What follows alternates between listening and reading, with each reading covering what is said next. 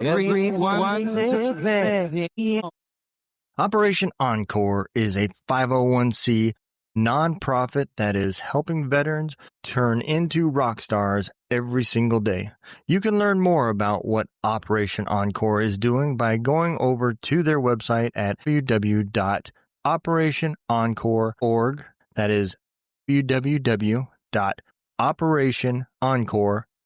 If you can give them a hand, just click that little donate button or follow all of their social medias and learn exactly what they are doing to change the lives of our veterans every single day. Hey, welcome everybody to Drunk Dudes in a Gun Room. Man, I am excited. So earlier this year, it's actually still while I was doing season 2, I was on a podcast called The Vibes Broadway Broadcast Network. It was an amazing experience. I had to reach out and ask him to be on our show. So today we have got Kyle, the Coyote Yates, the host of the Vibes Broadcast Network. Let's bring him on. What's going on, man? Man, another day in paradise. Yeah, man. So why don't you give everybody a quick rundown, man, about your podcast and how it started? All right. Well, the name of it, I have a network, we'll put it that way. It's called the Vibes Broadcast Network. And I do 2 different shows on there by myself. One of them is the Listen to the Vibes, and the other one is called Into the Pit. Now, Into the Pit was actually my very first podcast I did, which was nothing but paranormal stuff. And it was going great, man. I met just about everybody you've seen on television that does a paranormal show. And to make a long story short, it's still going on. I just don't do it as often. I met an actor named Adrian Paul. Now, you meet a guy like that. How do you not ask him to be on your show, right? Absolutely. But I'm thinking, how do I incorporate him into a paranormal show? Well, it ended up just being an interview with the guy. And he's just one of those people that you're so happy that you got to meet. And he tries to help people. He's very inspiring. So I thought, man, that's what I need to do, a show that inspires other people. Yeah. Because, we talked before about all my health problems, physically and mentally. And people have helped me, and I just felt like I needed to give back. So that's when I started listening to the Vibes. And I've had all kinds of life coaches. I've had doctors. I've had actors, musicians, comedians, veterans, authors. I mean, Yeah. just a wide array of people. And all of them have something that seems to inspire or motivate, bring some kind of positivity to other people's lives. Yep. And that's what I'm all about. And during the process, I met this lawyer, and her name is Dorothy Mindock. I found out that she's actually from the town right next to where I grew up. And she is ex-military. And she is an advocate for soldiers to try to help them get their benefits and other legal problems they might have. Okay. And that inspired me again to dedicate my show to any veteran that wants to come on my show. Whether they're doing music, writing a book, maybe they've just been through a lot, and they just want to get their story off their chest. It's open to anybody that's been in the military to come on and just tell their story. And so my goal is to one day open a facility to help homeless veterans. Wow. And what I want to do is I want to have a counselor on site, a lawyer that is accessible, a place for them to go to live, and provide whatever it is that we can provide for them. Have like a Goodwill store or something downstairs where, because a lot of those guys on the street, they don't have a lot. They need, if they're going to get a job, they need clothes, they need shoes, they need a razor, they need an address, and there's lots of things they need. I had a discussion with someone. They said, yeah, you mean to make sure that they're not doing drugs or they're drinking or anything. I said, no, that's probably something that's going to deter them from going somewhere, as if they feel like, well, if I can't have my drink, I'm not going there. Yep. I just want them to know that there's going to be someone there to help them if they want to get clean, but they need somewhere to go. Yeah, that's like the king of the mountain problems. And I say that because when you're dealing with homeless, not just veterans, but homeless in general, you've got so many compounding problems. Mhm. You have to cure what caused them to be homeless in the first place, whether that be financial hardships, mental disorder, whatever, drug abuse, whatever. You can't tell me that they don't have some sort of PTSD. So you got to deal with that problem. And then you've got all the other issues. I would say probably 99.9% of them don't have an ID card. So they don't have access to get to their birth certificates, their social security card. And I've dealt with this with my brother. My brother has been homeless several times. Mm. Do you know how hard it is to get a driver's license when you have no proof of who you are? Oh, yeah. Well, you have to have like a bill in your name. Yeah. It shows your residency, or, at least someone that will vouch for you and say, yes, they live here. They made him go to a doctor and get a doctor to say that, yes, he is who he says he is. How that guy knew he was, I have no idea. But there was a form that the doctor had to fill out and say, yeah, he's Frank Dunn. He's not somebody else. I mean, it's crazy. It's nonsense. You walk in without an ID card. You try to get an ID card, and they make you walk back out as a criminal because you still don't have any form of ID. And Mhm. that's the goat rope that all those people are in, and it's just an endless carousel that just keeps going round and round. And so, yeah, it is a huge problem, and nobody's going to want to help you because there's no return on their investment. You know, and that's what it seems like. The VA don't really dedicate resources to homeless. They have a few programs, but you're so far on the waiting list that you're going to be homeless. I say, even if they have a drug problem or an alcohol problem, Yep. they need somewhere to go. And I want them to feel comfortable going there. Know that, hey, you've got resources here. We're going to help you get the help you need. Yep. We don't want you to stay this way. You got to want to help yourself. And it's going to have to be a lot of volunteers in the beginning, Yep. because we got to get it off the ground. But I'm going to have to raise the money to get a building and have it to where someone can move in. And I want it to be nice. I don't want it to just be a hole in the wall. Yeah. I want it to have all the amenities that, anybody else would have. I want it to feel like they're in a penthouse. Yeah, no, I absolutely agree, you know. And a lot of people don't realize this, while the people are homeless out there, they build this lack of trust. They don't trust anybody. They don't go to doctors because they're so paranoid that the doctors are going to do something to them, Mhm. or they're going to lock them up or admit them in some place. And the only thing they got left really is their freedom, the ability to decide where they're going to go and what they're going to do that day. But they don't have anything else. And so, just like you said, you got to earn that trust first. And by throwing a bunch of rules down and everything else, you're not going to get that. So I do agree. You got to get them in there to get the help first. And if you say, well, you can't be on drugs, well, or you can't be drinking alcohol, you're not going to have anybody living there because they're not going to get clean on the outside. Are you ready to experience the power of military community right from the comfort of your living room? Introducing Military United Podcast Streams, now available on the Roku channel. Get ready to dive into a world of incredible stories, inspiring discussions, and the best entertainment the military community has to offer. With our veteran podcast hosts, you'll gain insights into the experiences that have shaped our heroes. And that's not all. We've got a lineup of talented veteran musicians playing rock, country, and more. Get ready to rock out with these incredible artists who have served our country and are now ready to entertain you with their soulful tunes. But wait, there's more. We've also got veteran comedians who will have you in stitches with their hilarious and relatable stories. Laughter is the best medicine, and these brave men and women know how to deliver it. So gather your loved ones, grab some popcorn, and prepare for an unforgettable journey into the world of military podcasts, music, and comedy. With Military United Podcast Streams now on Roku, you can access all this incredible content with just a few clicks of a button. Military United Podcast Streams on Roku channel. It's time to honor, entertain, and celebrate the incredible men and women who have served our country.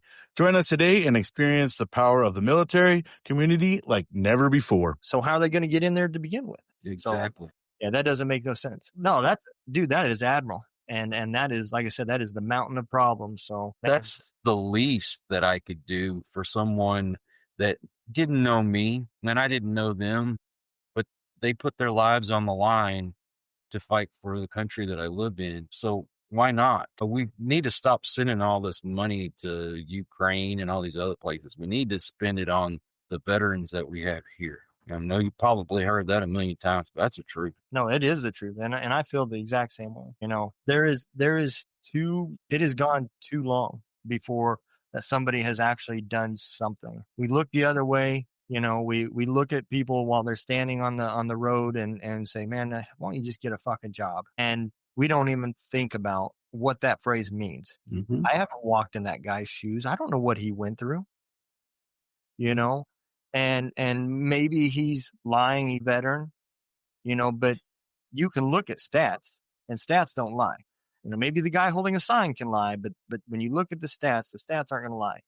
There is a large number of percentage veterans that are homeless. And there's a reason for that. Yeah, it is. And, things I just didn't have the answer for, and there's no way that I could take that on, One, honestly, even if you tell that guy get a job, how many people are going to hire someone that comes in that hasn't had a bath in probably weeks or months and is wearing clothes that are just, disgusting? Who's going to give a job to someone like that? Yeah. How do you hire, if they don't even have no form of ID, how do you hire them? Exactly. I went off track with what you asked me, didn't I? Good, man. No, we just dug right into it, because that is a huge topic. And there's too many people out there that say, "Oh, that's something we need to solve," but they don't do anything to help it. Exactly.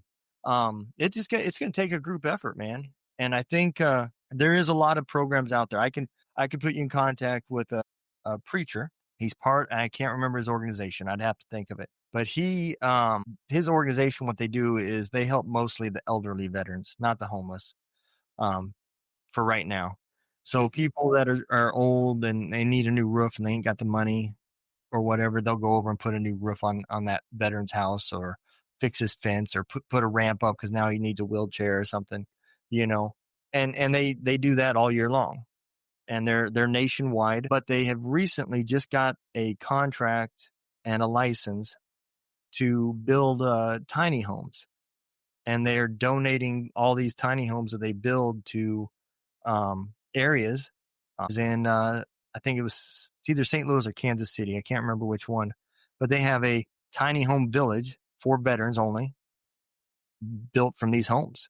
And that's fine. And again, you've got to solve the root problem, or you didn't do anything. You put a roof over their head, but if you didn't solve that problem that made them homeless, they're going to end up there again. Yeah. Well, and I know that there's going to be a veteran that comes in who may have some pride to him, doesn't want just everything given to him.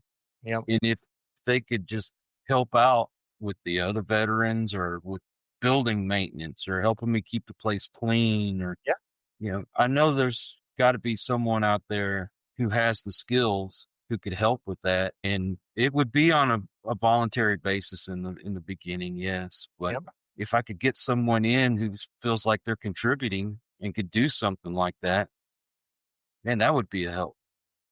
Well, you kind of think about this, right? The Goodwill's motto is that they take stuff that's donated to them, and that creates jobs. That creates, jobs for an underprivileged, whether it be a disability or something like that. But somebody's got to sort that. Somebody's got to clean that. Somebody's got to put tags on it, move it, put it in the store. All these things, delivery, go pick up donations, and that's what their whole motto is. They resell the stuff to pay the payroll for the people that they've hired, and their building costs, and their nonprofit. And kind of like what you're describing would be the same sense. A person that's living there, it's not a handout, it's a hand up. You've now gave him a purpose again, because you have to build, you have to start from the ground over again. You have to rebuild these things. You have to put purpose in their life, because without purpose, they're not going to have motivation. You've got to have those two things to get them through. And it's not going to be an overnight thing. If you put your rent's paid up for 30 days, you better have your shit figured out by then. You didn't do nothing, because these are problems that didn't happen overnight. They were year-long problems, and the fix is not going to be that way too. And maybe the ultimate goal is to be able one day to see them be able to get back in society, get a full-time job, and be able to interact with people, and pay their rent, and live somewhat of a normal life. And I say somewhat because, trauma will always be there, you just have to learn the coping mechanisms to deal with it and not let the triggers take over. And it takes time to learn those. That's the reason why the VA has failed at this, because they've tried to become a one-stop shop for all problems, and they do everything somewhat, nothing great. They dabble in a lot of stuff, and I think what you're describing is going to take a group of organizations, not just one. Somebody that's taking the house projects on, somebody's taking the psychological problems on, somebody's taking the drug rehabilitation problems on, and combining all these into one area, rinse, repeat into other cities.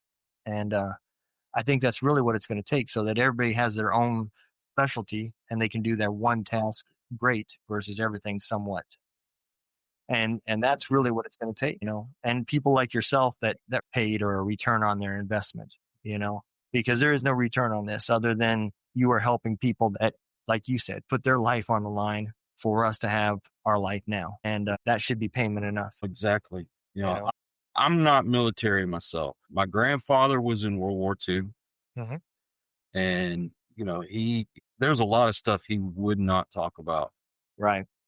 And he would tell me some of the funnier stories, when they would jack with each other, or I won't go into detail.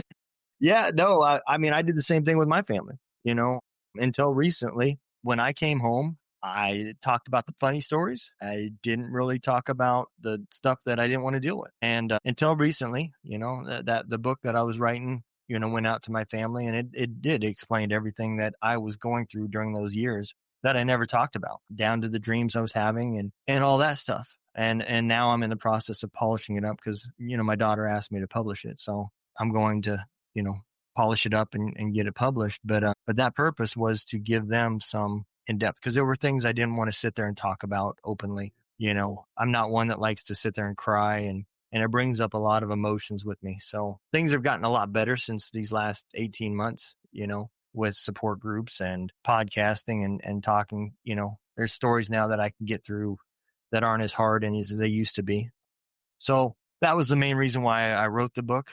I wanted to be able to put it in my words and not have to answer questions in the middle of it, and get my story across and my explanation, not an apology or asking for forgiveness for the way I treated people. It was just, this is what happened. I'm giving you the whys to what you need to know. And, I think my daughter appreciated it. I don't know if my wife or my son read it, but my daughter was pretty vocal about it. So, the ball was in their hands. That's what it was for. And so I did feel better after I did it. There's still things that I need to deal with my son, because I was a lot harder on him than I was anybody else. And I'll be the first to admit that. So there's still things that I feel I owe him, but it's one of those things that, had I been homeless, these are things that would have never happened. I would have never gotten to that point where I could actually start working on the trauma, not just taking drugs and masking the problem. And man, the week I've had at work, boy, a year ago, I'd been in jail. I promise you, that support, I owe a lot to that support group I was with, because they helped me with my temper quite a bit. And I kind of pat myself on the back for the way this last 3 weeks have gone. But it's a whole different story, man.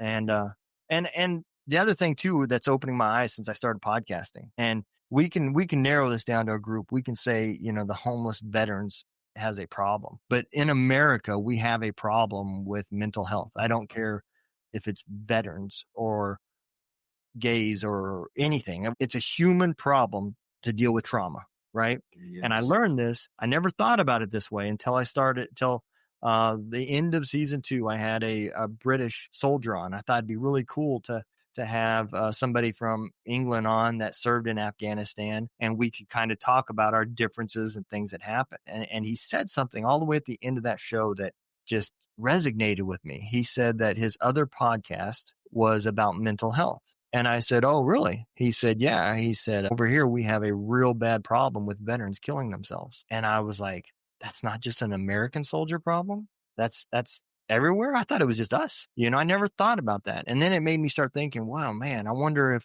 our enemies are doing this. Is Ahmad from Afghanistan in some village right now trying to hang himself because of war? I don't know. But it makes you think and realize that this is not just a soldier problem. This is a trauma problem.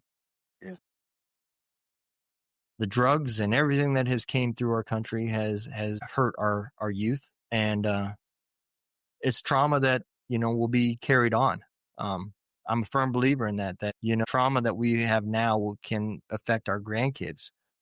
It's the trauma stays in your bloodline, and it can resonate with your other generations. So I am a believer in that you start looking at this problem, it can get really deep, and it's something that we need to fix. If we don't, as a nation, we're in trouble.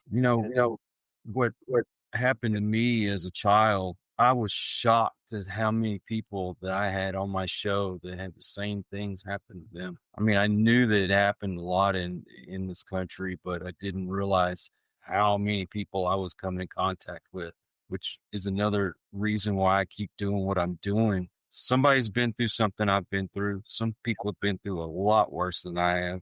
Yep. And they need to know that there's people out there who can and will help you. Yep.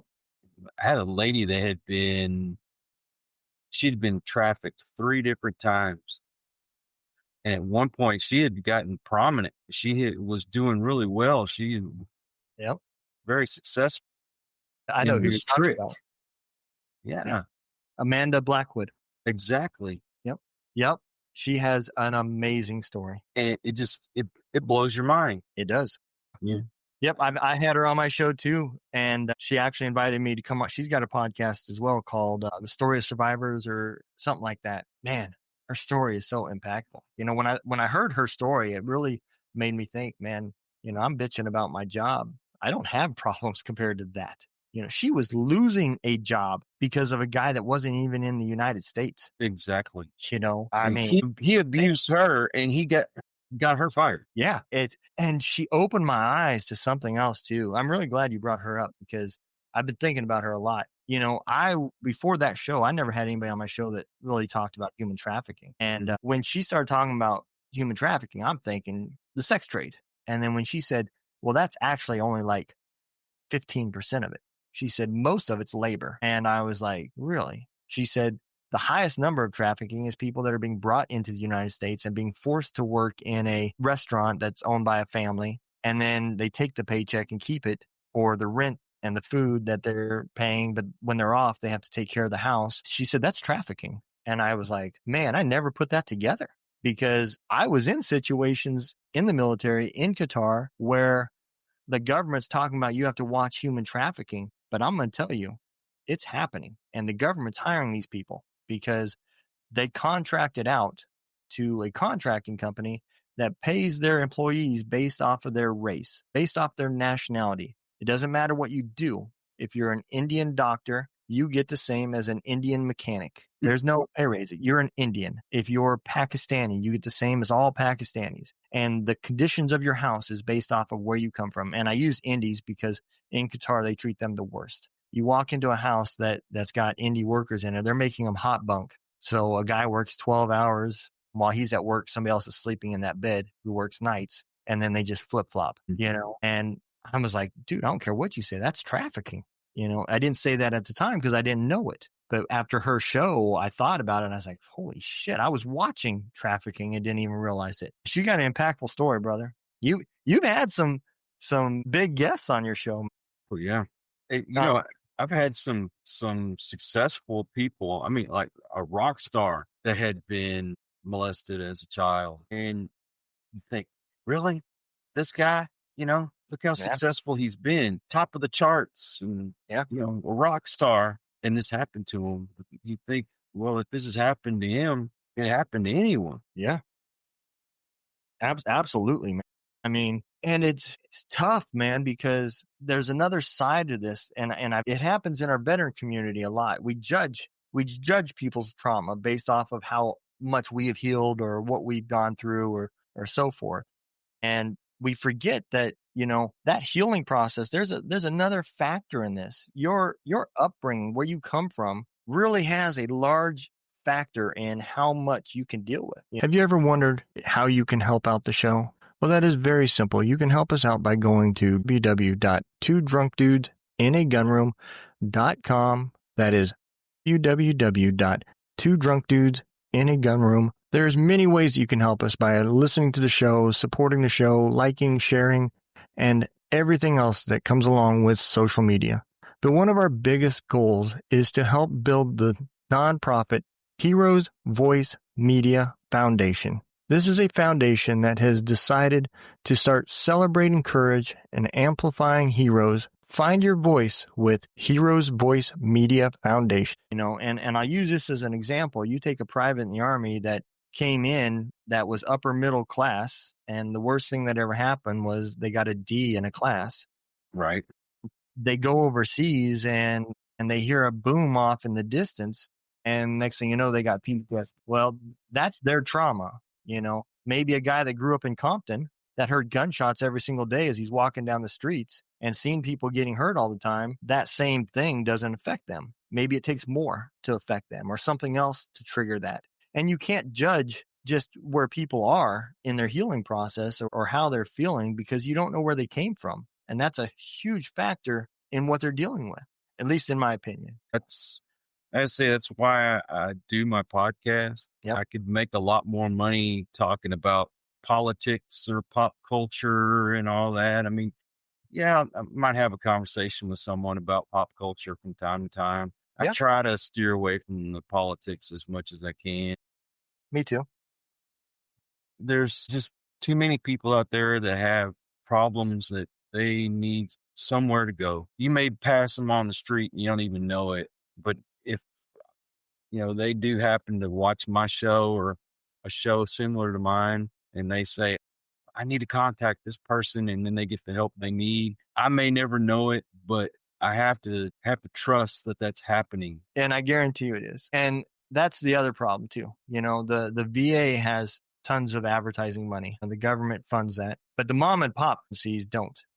They take word of mouth and they donate and dedicate every dollar that they can into the healing or their program or whatever it is. And they don't put that money like Tunnel for Towers, where they paid $2 million for a 30-second commercial or whatever, And so if it wasn't for podcasts like mine and yours, some of these 501cs would never get known. They're going to be local in their own little areas, and their reach is as far as their neighbors can yell. And it's unfortunate because they may be doing great things. And it may be that one thing that a guy one state over needed to stop him from killing himself.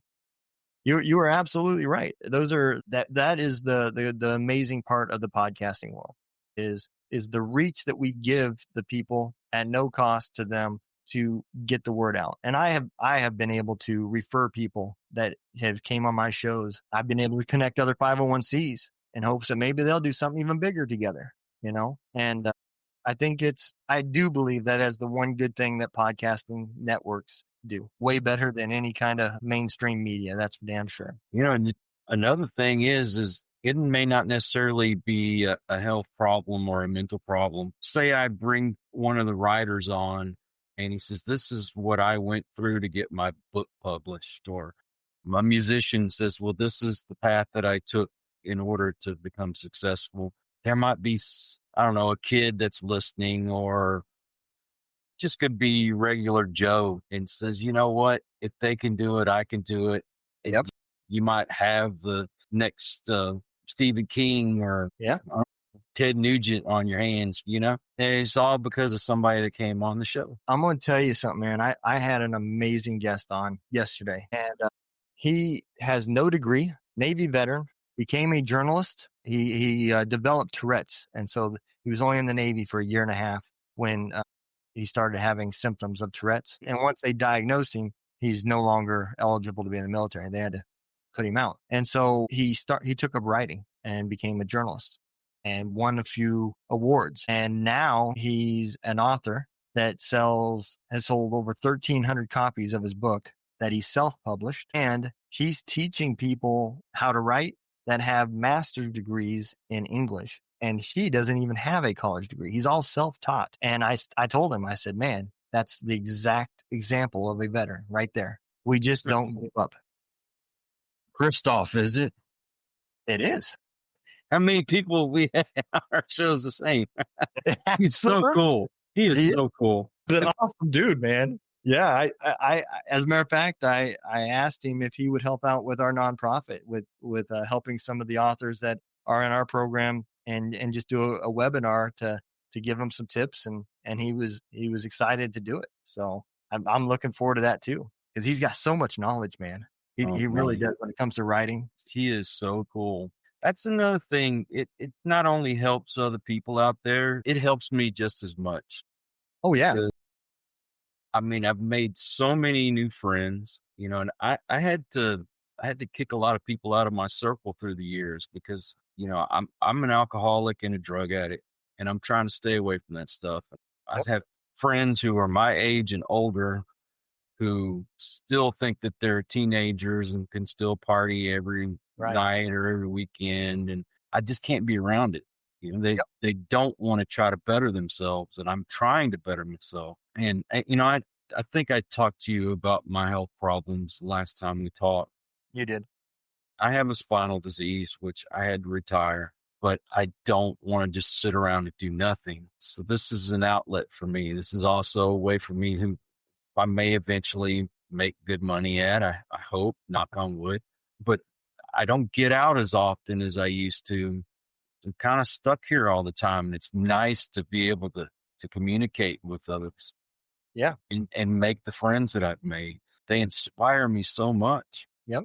That I think that I told you when I was on your show too that season one about 3/4 of the way through is when I realized that podcasting had became therapy for myself, and I'm a firm believer that's the basis for my nonprofit that I'm starting is using media to just make room so you're not so bound up and have so much anxiety over the stuff that you're bottling up to Mhm. give you an outlet until you can find or until you're ready to put in the work and really deal with the trauma. This is an outlet, and so that's what we do is we try to keep people doing it, um, so they don't isolate and be alone and start putting bad thoughts in their mind again. I kind of there for a while became selfish, man, because I was getting so much out of it. I did one person watch my show or 10,000 people watched it. And that period of my podcasting, if you want to call it a career, I don't, whatever you call it, I was able to put in the work, man. And podcasting led me to the Warriors Way mindset. And that group therapy led me to being able to deal with my tempers and my demons and stuff a lot better. Still got a lot to learn, still got a lot of work to do. And now I'm back to, trying to grow my show and to help other people. I had a guy on that's got an amazing thing. His podcast. It's called The Fallible Guy. I don't know if you've had him on your show or not, but it's actually his job. That's his business. But he started another podcast, and he hasn't turned it into a 501c. But he feels real passionate about kids should have somebody to read to them. Mainly, he feels real strongly that they should have a dad that can read to them. Yeah. And for whatever reason, he's not saying that talking about just divorces, maybe the dad passed away, whatever. What he does is he takes children's books and does a podcast of him reading it. There's no advertisements. There's no nothing, no names on it. It's him, a camera, and a book. And he's showing the kids and that's what he uploads and does. He doesn't take any credit for it. He has no names on it. It's called Read Me a Story, Dad. And I liked it so much that he asked me if I wanted to be a part. And I asked him, I said, do you only do kids books like The Cat in the Hat and stuff like that? Or have you done like longer sessions? And he said, well, I've started with just a little stuff. And I said, well, I have a book that I love that I think every kid should read. I said, so if you don't mind, I'll do maybe each chapter will be a different episode, or maybe I'll do an hour at a time, whatever I decide to do it. But I'm going to read Where the Red Fern Grows. I love that book. I do too, man. It's one of those books that, I own both versions of the movie. I now just bought the book to do this podcast for him. And I'm just, every chapter, whatever, I'm going to just send him the link and he can download it and upload it. I'm going to cross out my name and everything on the back so they don't, I don't really want to have two drunk dudes label on the back while reading a story to a kid, but I don't want the credit for it. He don't have to mention my name or mention the podcast at all. I thought that was an amazing thing because I do feel that there's a problem in society where for whatever reason kids are not having two parents in a house. And you need both. Yeah. You know, boys need that feminine side of their mother as much as they need that male side of their. When he said that, I said, dude, I never thought about that. But that was one of the goals I wanted for season 3 is I wanted to dedicate my season to a purpose. And I thought that was an amazing purpose. So, I think the podcasting community, man, does so many great things. And maybe people don't realize it because there's so many people like yourself that isn't out trying to just take credit for it. They just want to help. And, I think the other problem is we've got too many people that are TikTok minded and they can't get past 2 seconds or 3 seconds before they want to scroll. And that's unfortunate because they're missing out on a lot of good stuff. Well, the thing is, you do stuff like we do, it's not as popular. People like the negative stuff. Yep. We're trying to do something positive. I've had different podcasters on my show that do stuff similar to what we do, and they have such great material. But I go and I list like their YouTube channel or what have you, and I see how many people are subscribed. I see how many people watch their videos. Yep. It's not that many. It's not. And you're talking, even if you don't want to watch a full episode of what I do or what you do or they do, just 5 minutes of your day, even if you just turn it on, you don't even have to pay attention, just turn it on. You would be helping someone else because then it starts getting in the algorithm when people are starting to watch. Yeah. I get it. Some people just aren't interested. Yeah. And that's the other problem too, is you can't, I try to educate people, especially the people that are in our podcasting program. It's taken me years to realize how important reviews really are. If you're not getting reviews, that's the largest thing that these algorithms look for, commenting on your stuff. Because if they didn't even take the time, that computer assumes that nobody liked it. It's not the downloads. People get wrapped up in how many downloads you get. It's the interaction that is coming from it. And unfortunately, so many people don't take the time to review when they like, but they're quick to leave you a review when they don't. Oh, yeah. And it's like a double whammy, man, because you need that. You need that ratings to get in the algorithms so that these major platforms, these gatekeepers, whatever you want to call them, are putting you on the front cover versus burying you. Just that second it takes to hit that like button and to leave a little comment. And I know exactly what you're talking about. And I don't know why anybody would do this, but I had a lady on my show who is writing books, and the money that she makes goes to research the disease that she has. Now she's going to die. She's got, at this point, probably less than a few months left to live. Wow. But I've had her on my show twice because, I just felt like what she was doing was important. Yeah. And I thought, surely nobody would dislike this. And I actually had people dislike it and leave me nasty comments. What? Yes. I don't understand that. I don't either. I had a guy even call me. I can't even repeat what he called me. I don't get it, man. Yeah, I don't understand that. I do get it why people leave me nasty crap. My name brings a lot of that on, and I'm cool with it. I accepted this when we named the podcast, that we knew we were not going to be everybody's cup of tea. And I'm not going to change my podcast because I'm not trying to be everybody's cup of tea, So I just ignore the negative comments. But to leave a negative comment on a show about that, wow. And you don't have a name like Two Drunk Dudes in a Gun Room, two things that definitely don't go together and completely should contradict each other, and, so I get why I get it. I don't get why somebody, watches a show with your name and a show about content about somebody that's trying to heal other people, knowing that they're not going to be healed themselves. How the hell do you live with yourself after doing that, man? I don't know. I mean, if you leave a comment on there and you say you don't like my style or you think I'm boring or something, okay. The audio sucks or something. Yeah, something like that. But to leave something nasty about a woman who's dying and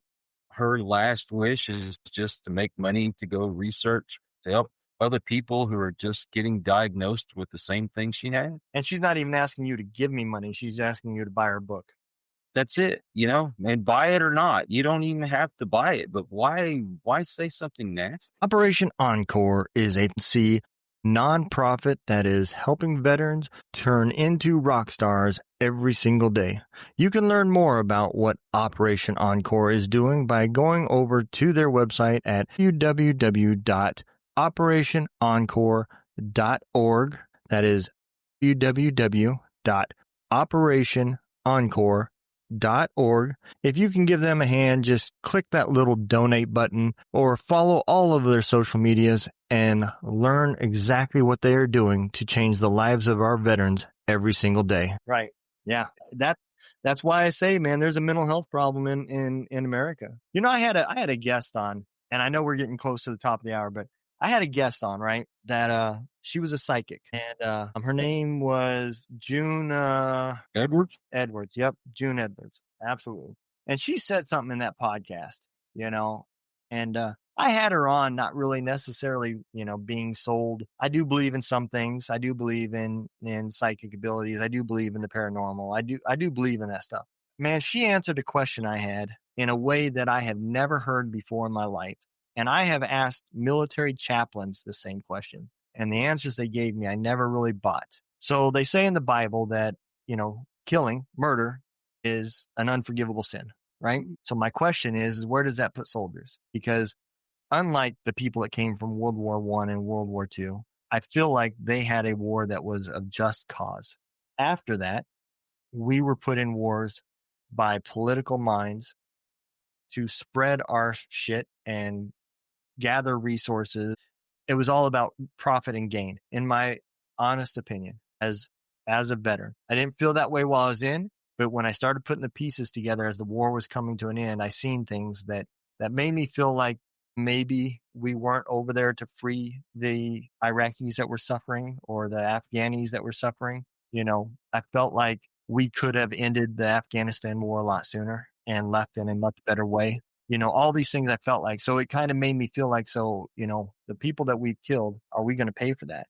So I asked her that, and she said that that's not the way it is. She said it's murder and killing somebody. They're talking about the feeling. So after you did it, did you feel good about doing it? And that right there is the deciding factor on whether it's murder or not. And I said, okay, that does make sense. So that, if it was done out of, saving yourself, then maybe it's a forgivable act, But then she started talking about how heaven and everything really was. And man, that kind of blew my mind too, Well, it's not so much that it's totally unforgivable because even King David had murdered someone. Right. In fact, he even committed adultery, and his adultery was what led him to murder. But yet God still used him as the king of Israel. Right. Yeah. Yeah. I really believe was very repentive in his heart. If you are not repentant, you just did it because you love to do it, or you just in a malicious way that you just didn't feel bad about, then I could understand that not being forgiven. Yeah. And I think that's kind of basically what she was saying too, is it's the feeling behind the act, not so much the act. And, it is, especially if you believe in the paranormal, and the things that she was talking about. And I still want to, I've had just a lot of stuff going on, but I still want to sit down with her and pay for her services just to see and because I am a believer in psychic ability, and I do believe that there's a lot of things, a lot of potential in humans that we just are not aware of yet. And maybe that's another podcast, but I do think that we have the abilities to do great things. We do. We just need to come together and help each other, not be a nation that's so hateful against other people. Yeah. I think the problem with a lot of people is they can't distinguish between hating the sin and hating the sinner. Yeah. And I'm not going to lie, man. I do still have, I still have a problem. There's still some stuff that I got to work through. We all do. I've had a hard time turning off the hatred for Afghanis and Iraqis coming back. I've lost a lot of friends and seen a lot of things that just, sometimes I have a hard time realizing that there's just evil out there. It's not a race. It's just there's evil out there that if you believe in heaven and God, you have to believe in devil and demons. And I'm a firm believer, man, that maybe in that war we were actually fighting demons, because I seen a lot of stuff that I just don't. It's just hard to believe that a human is capable of thinking about doing that. And so these last few months, man, I've tried to work through that, and it's still ongoing. But it is tough, man, when you've lost so many friends to a war. And it's happened, the Vietnam veterans came back with hatred in their hearts. And maybe it's because that's what you need to live while you're over there. You got to realize some of them, they weren't just born that way. Somebody had to drill that in their head. Yeah. Yeah. And although I'm in no doubt in my mind that a lot of them just were hateful people, there was still a few that they just did it because they had to. Yeah. Yeah. I mean, you can't distinguish between that when you're in the battlefield, though. I mean, there was a lot of times, we were having firefights and they were probably more so farmers than they were enemy, because we were burning their crops. That was the main reason why the British was over there, was to get rid of the opium. Mm-hmm. And if you're a farmer, if you can make $1 a pound for opium or 10 cents a pound for corn, what are you going to grow? It's not illegal over there. It's just a plant. Well, when you're coming in, people are coming in and burning what you need to survive through the winter, you're probably going to pick up a gun and try to defend it as well. True. And so there was a lot of times that, battles and little scrimmages came against farmers and villagers, not so much the Taliban. It's unfortunate. It really is. Like I say, you didn't have time to go out and have a conversation with someone and find out how they really felt. No, nor were they going to wait and ask us if we were going to burn their crops either. So, well, brother, I know we're getting close to the top here. Why don't you take a moment, man, and tell everybody a little bit about your podcast, where they can find you, and all the good stuff that you got going on? Well, I really work hard on my YouTube, so that's under the Vibes Broadcast. I'm also on Rumble and on Odyssey, Buzzsprout. Buzzsprout has its own little entity, but it also sends it out to iHeartRadio, Spotify, Stitcher, Apple Podcasts, Google Podcasts. I can't remember what else, but most anywhere you want to look. It's under the Vibes Broadcast. My two shows are Listen to the Vibes and Into the Pit. There's a few others that I was working on with some other folks, but they weren't as dedicated as I am. And will you share out the links? Absolutely. Yep. All the links will be in the bios of all wherever they see it. So whether it's on my YouTube or if it's on Facebook, it'll be in all of the audio ones as well. So just ask everyone to give it a try. There's should be something on there for someone. And if you like it, leave it a like. And if you don't like it, you can dislike it, not watch it again, but let me know if you saw it on here, and let me know if there's something I can do to improve, because I'm always open to criticism. I'm not perfect. I'm trying. Even my editing's gotten a little better than what it used to be. Well, I think we all, you go back to my first few episodes and I wish I could just delete them, because I know it wouldn't be right, because it shows growth, but man, they're horrible. Yeah, I've had some pretty bad ones. Yeah, I had a guy leave me a review just recently. He left me a 3-star review. Said that that the host or the guest audio was great, but the host audio was really hard to hear. And at first, I was like, "What are you talking about? I mean, I spent a lot of money on my stuff." And then I got to think about it. It's like, I wonder which episodes he watched, because there was a time where I forgot to change the mic and it was picking up off my computer, and I didn't know it till 6 weeks after I had uploaded it because I hadn't listened to it. And I said, so maybe he listened to those. Maybe it is actually a fair review, And that's kind of the way I look at it, man. I'm not perfect either.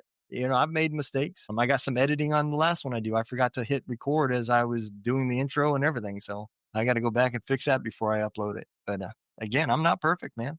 Just like you said. Yeah, I'm trying. I work very hard to try to improve, and I'm trying to get the best guests on that I can. Some of them are, you never know what you're going to get. You're right. Hell, you never know if they're going to show up. That's happened to me many a times too. Me too, man. Me too. Just give it a try. I'll tell you a real funny story real quick, and then we'll put you in the green room and I'll throw the exit up there. But I just recently had an appointment. A guy invited me on his podcast, and I logged into the link he sent me, and he had no audio. I couldn't hear anything. He could hear me, but I couldn't hear him. And finally, he said, "Do you have Zoom?" I said, "Yep, I got Zoom." He said, well, "Let's just switch to that. I know my audio works there." So we switched to Zoom, and then we both came up and we did this. And then finally, he looked at me and he goes, "Am I on your show or are you on mine?" I said, "Well, I think I'm on yours." And he goes, "Oh, I thought I was on yours." And I'm like, "Well, then why are you sending me the link?" But yeah, so we're going to reschedule it. We're going to work that out. We're still going to do it, man. But I thought that was funny. Nobody's perfect. Man, when anybody does this stuff, you learn real quick. It can be hectic and overwhelming, and you've got a lot of hats to put on. So it is hard to get everything absolutely correct, especially when you're doing it by yourself. That's no lie. Yep. All right, brother. Well, I'll put you in the green room, and we'll throw the exit up, and I'll be with you shortly. All right. Thanks, man. Thanks to y'all, too. Yeah, man. Thanks for coming on, brother. All right, man. So any of y'all that have not watched his show, I have subscribed to the YouTube channel. I've been on his show, and I can vouch. He puts a lot of work into it. It is a great show. I enjoy it. And again, shows like mine, it's just about caring and being there for the other people, man. None of us are trying to be the next Joe Rogan. We're just trying to make the better one person at a time. And I think that's important. And like he said, man, turn it on, listen to it. If you don't like it, listen to 10 minutes of it. You cut it off, leave a review, and you're helping others, listening to the whole thing, because you may find a resource that can help somebody that you know. Maybe it's not for you, but it might be for your neighbor. And that's what it's about. It's about networking and helping others. I hope everybody has a awesome day. Remember, you kick the day's ass. Don't let it kick you. Y'all take care. Be safe. We'll see you.